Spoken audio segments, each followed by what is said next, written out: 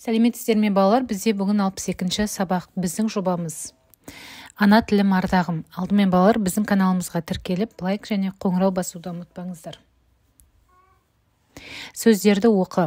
Қазақ тілі, ана тілім, білу, құрметтеу, қастерлеу, парыз, таза сөйлеу, мәдениеттілік белгісі және мәдени мұра дейді. Бұл сөздерді қандай тақырыпқа біріктіруге болады, тағы қандай сөздерді қоса аласың дейді. Балалар бірінші тапсырма бойынша бұл сөздерді ана тілім байлығым, ана тілім ардағым, туған тілім тұғырым тақырыптарына біріктіруге болады. Және бұл сөздерге мысалы ұлттың болашағы, ұлттың тілі, халықтың жаны, тәуелсіздігіміздің белгісі деген сөз тіркестерін қосуға болады. Келесі екінші жаттығу. Әр сөзді оқу барысында қандай күйде болдың? Қай сөз қуаныш сезімін тудырды дейді. Әр сөзді оқу барысында тіліме деген мақтаныш, қуаныш, толқу сезімдер пайда болды дейміз. Ана тілім, мәдени мұра, ұлттың болашағы сөздері қуаныш тудырады дейміз. Немесе балалар өздеріңіз қосымша сезімдеріңізді жазып кетіңіздер. Үшінші, әр сөз қай сөз табына жатады? Қай сөзге антоним, синоним таба аласың? Осы сөздердің ішінде түбірлес сөздер бар ма дейді.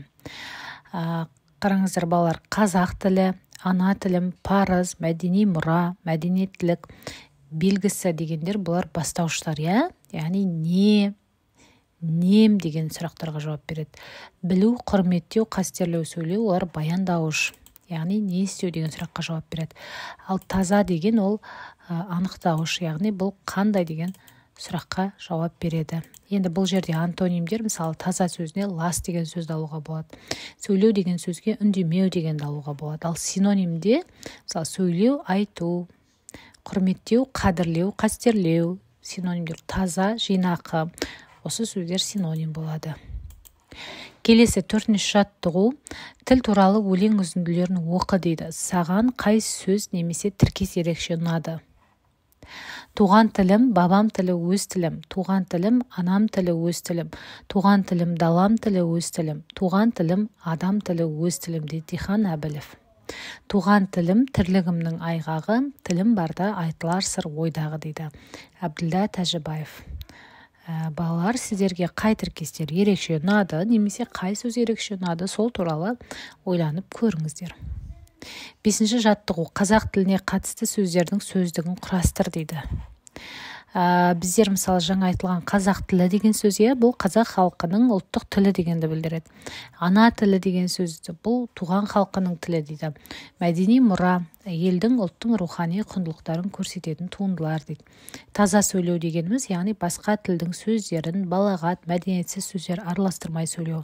Ұлттың тілі, яғни бұл халықтың тілі. Келесі алтыншы жаттығу. Тіл, сөз өнер туралы айтылған мақал, мәтел мен өлең шумақтарын жина дейді. Біз мынадай мақал, мәтелдер мен өлең шумақтарын жаздық. Өнер алды қызыл тіл тас жарады, тас жармаса бас жарады. Ана тілің арың бұл, ұятың боп тұр бетте. Өзге тілдің бәрін біл, өз тіліңді құрметте. Тілі жоғалған ұлттың өзі де жоғалады. Ана тілің 60 тілге татиды. Тіл мәртебесі ел мәртебесі. Ана сүті бой өсіреді, ана тілі ой өсіреді дейді. Келесі 132-ші беттегі тірек сөздерді және жинаған мақал, мәтел мен өлең шумақтарын пайдаланып, ана тілім ардағым тақырыбына әңгіме құрастыр. Құрастырған әңгімеңді сыныптастарының алдында қорғап бағала дейді. Біз ана тілім ардағым деген тақырыпта осындай әңгіме құрастырдық. Менің ана тілім қазақ тілі. Ана тілімді білу, қастерлеу менің азаматтық парызым. Тілді біліп қана қою аз. Өз тіліңде таза сөйлеу мәдениеттіліктің белгісі. Ана сүті бой өсіреді, ана тілі ой өсіреді демекші. Ой өрісіміз кеңейіп, біліміміз толығу үшін өз тілімізді тереңнен білу маңызды. Ендеше мәдени мұрамыз, туған тілімізді дамытуға жан-жақты ат салысуға шақырамын дедім. Немесе балалар өздеріңіз осыған жалғастырып, немесе қосымша әңгіме құрастырсаңыздар болады. Осымен сабағымыз аяқталды. Келесі сабақта кездескенше сау болыңыздар.